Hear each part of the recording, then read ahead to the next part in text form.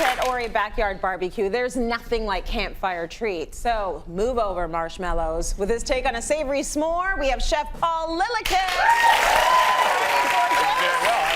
Good to have you back in studio. Good to be back. I like that you, first of all, live that outdoor life, and then you've sort of taken the s'more situation and flipped it on its head. But we've got shots of you with your friends. Yeah. Just doing the cottage thing. And you know what, when I invite people to the cottage, especially for a long weekend, I want something different, something that excites people, you know, and it's not weenies and it's not marshmallows, it's something new. It's something new because we sort of get stuck in the same old, same old. Absolutely. And what are you guys eating in this, in that tape? Well, what I've brought here today and what we're eating in that tape is a savory steak and cheddar s'more. Steak and cheddar. The kind of thing you can do the same way you do s'mores, but before dinner. It's like an interactive appetizer. Love it. And if somebody doesn't want meat on, you know, a cracker, they can have a brulee pineapple. Nice. So you got a couple of options. It all starts with prepping the ingredients. So I have a pineapple here.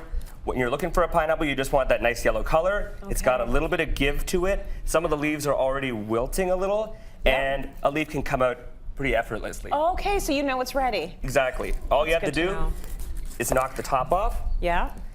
The bottom. So that you have a steady surface. Steady surface, safety first, and then just go at it with a knife, start taking that skin off. So it seems like it seems a lot more intimidating than it is, but I mean, it's a pineapple. It's so worth the trouble. Totally, and you can see it really doesn't take that long. I've done it once or twice, but it's not. Have ya? I have. But it doesn't take that long. Yeah. So you can go at it, clean up a few of these eyes here, and then really that's all there is to it. It's pretty much ready to go. Yeah, and so we're gonna cut it in half. Okay. And then cut each half into a quarter, again down the center. Yeah. And then just take a little bit of this core out and then into nice big chunks because you don't want them falling off the skewers. So you're doing it this way, so you have them in chunks. You're not doing the rings. Exactly. Which is a super easy way to do it. And you've got the core out too. Yeah, but it's a little bit firmer here in the middle, so I'll give you this. I made you a campfire stick. And it's so perfect. Did you whittle that yourself? Sure did. That's amazing. Love it. So right here, you can just sort of hit it right in the center there. Yeah. Ah, Game of Thrones. Just joking. And then I don't even watch that show, to be honest with you. Very topical. It just looks violent. And then dip it into that sugar. Give it a press.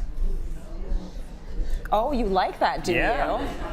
It's the sugar of it all. Perfect. So this is a nice sweet treat. Am I doing it right? Yeah, that's enough. Do you want to just put a little bit more on the sides there for me? Just like right there. All right, there you go. Perfecto. And then take it over to the campfire. I've been stoking this fire all night. Off I go to the campfire. Oh my gosh. And it's blazing. You want to just sort of hover it over, and you want that sugar to caramelize but not burn. So it's sort of like you would do with the marshmallows. You don't want it burnt. Exactly. And if you're working with a real campfire, you can do it over the coals, not over the flames. Yes. And if you don't have a campfire, just use your backyard barbecue. Yes, you can do that too. Yeah, if you don't have sticks, you can use skewers. Ooh, it's working. Okay, while I do this, I'm going to talk about the savory steak and cheddar s'mores. Let's do that. So this came out of just me wanting something a little bit different, like I mentioned. Yeah. And all it is cubes of beef tenderloin. Yes. A little bit of salt, pepper, oil, a little bit of rosemary. I like to marinate it overnight. Ooh, nice. And then just some cubed white cheddar. Oh boy.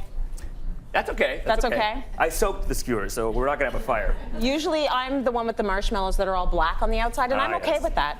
All right. Okay, so go ahead and show us how we make the cheddar and steak ones. So what are you using cheddar? I'm using some cheddar and just a little bit of beef tenderloin, like I said, a little bit of oil. Yeah. And I'm gonna take this to the fire as well.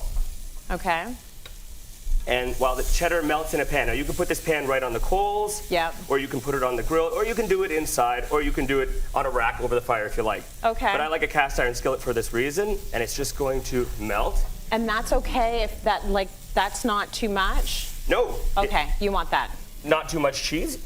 No, there's never too much cheese. Oh. No, there isn't. I just mean, do you want me to take this meat? Yes. Okay. Teamwork. I'll do it. I like to put somebody. I'll do the entree and the dessert. I like to put somebody on cheese patrol. Everyone should have a job. Yeah. And you see that's already over here. Almost ready to go. Yeah. Want to get that even closer. There you go. You want it in there. Yeah, get some caramelization. Don't be shy. Don't you think that this is done? No, more? A little further. Think about the top of a creme brulee. Okay. And then he knows what he's doing. Once this is all nice and melted. Okay, what I was trying to say is you need to stay on top of the cheese because you don't want it to burn onto the pan. So you just got to keep moving it around. Right. Keep moving it around, and then you can take the pan off the heat at any time, right? Right. So I like a little bit of that melted cheese right on I like a gluten-free cracker. You could use baguette. This is good. And then right onto here. Could you hold that for me? Sure. We do a little sandwich action. Oh my gosh, I love it.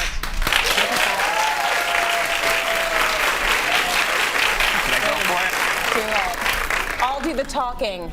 Tell me, how does it taste? Just nod. Yeah? Just nod. That's a very good idea. I think that's great. Now, the thing I like about the marinating it's going to keep better if you're marinating it at home, taking it with you to the campsite on ice, but that's a great way to preserve it, and it's flavorful.